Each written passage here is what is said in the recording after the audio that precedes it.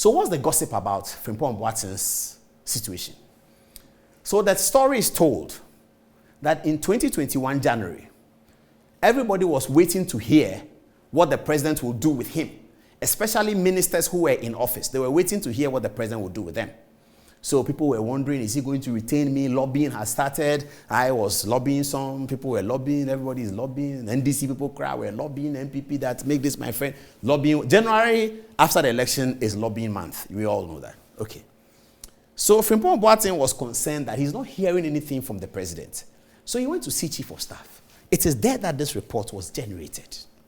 So Chief of Staff is reported to have told him that, Prof, the president is quite disappointed in the way in which this whole Galamsey thing that he put you in charge has become. And therefore, he's not mentioned your name. And I don't know why. He's been very worried that, I gave Frimpong Boateng this important work to do and it really didn't go well. This intelligent man, what happened? So Chief of Staff told him that, Prof, this is the president's sentiments about you. He thinks that for some reason the thing didn't work. And he's very, very disappointed because he held you in very high esteem and he still holds you in very high esteem.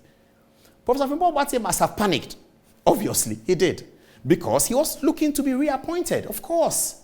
So he panicked. And Chief of Staff said, but Prof, even when you did the work, you didn't even bring a report. Then Prof said, no, madam, it's your own people who undermine me. One time, I went to report Gabi to the president. Then madam said, where is the report? Do you have a report on the work you did? So you can now understand the report was hurriedly put together. That's why all those things that we wonder why he will write is in the report. Because he ran away from Chief of Staff's office, went to his office, hurriedly put it together to justify that people had been undermining him and therefore he didn't do a bad job, that he should be reappointed elsewhere. He agreed that he doesn't want to go back to environment, but that he should be reappointed elsewhere. That's what he wanted. And he thought that writing the report would help him achieve that. So to be fair to him, at the onset, he wasn't against anybody.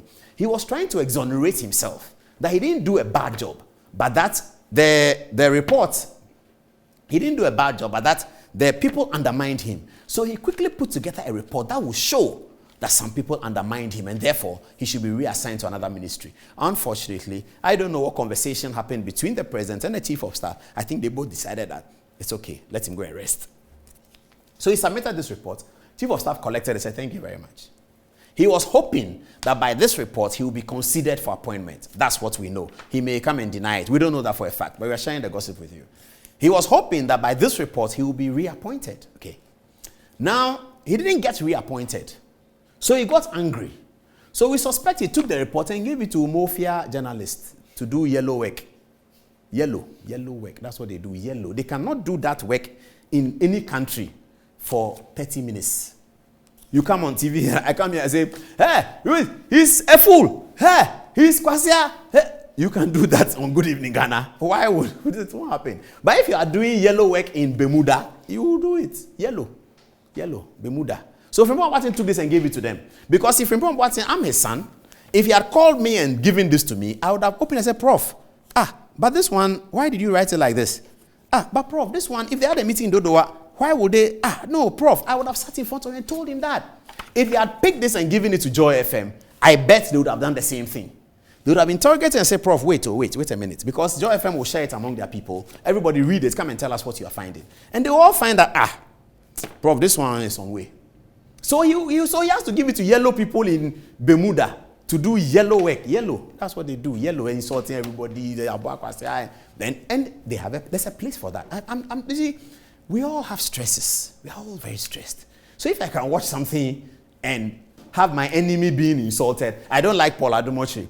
I know this guy is going to say, hey, Paul Adom-Otchere or Trino, then I'm laughing. Paul Adom-Otchere, it's okay. If that person distresses because somebody is insulting Paul Adom-Otchere and he lives long, it's good for Ghana. So it's okay. For those of us who have signed up to this job, we have no problems with that. I turn on the thing, Paul Adom-Otchere or Tree, I say, I laugh. It's okay.